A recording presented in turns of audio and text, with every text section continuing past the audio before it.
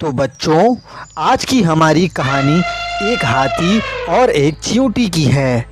तो एक दफ़ा का जिक्र है कि एक जंगल में एक हाथी रहा करता था जिसे अपने बड़े डील डॉल पर घमंड था और इसी वजह से वो जंगल के छोटे जानवरों को तंग करता और इनका मजाक उड़ाता था। एक दिन हाथी हमेशा की तरह पानी पीने के लिए दरिया पर गया। दरिया के किनारे पर चींटी रहती थी। हाथी हर रोज़ इस चींटी को तंग करता। चींटी अपना खाना जमा करती तो हाथी इसको परेशान करता। आज का दिन भी जुदा ना था।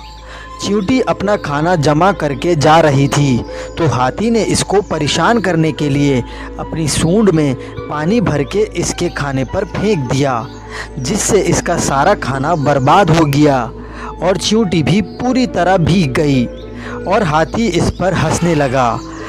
तो चींटी बोली, हंस लो हंस लो, एक दिन तुम्हें मैं सबक सिखाऊंगी। तो हाथी बोला, तुम मुझे सबक सिखाओगी?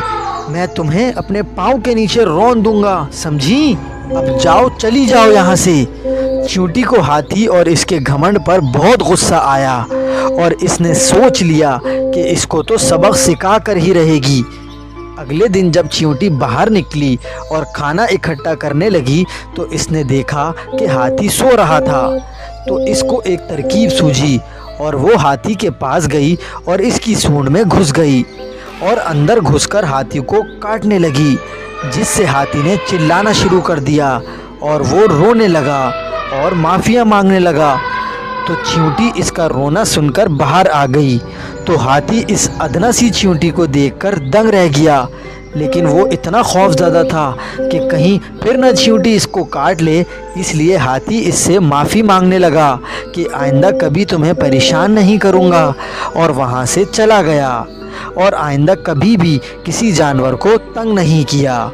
तो बच्चों, हमने इस कहानी से सीखा कि हमें अपने हुनर और अपनी ताकत का इस्तेमाल दूसरों की मदद में लगाना चाहिए, ना कि दूसरों को परेशान करने में। तो बच्चों, अगर आपको हमारी स्टोरी अच्छी लगी तो हमारे चैनल मोरल टीवी को सब्सक्राइब कर दीजिए। Thank you.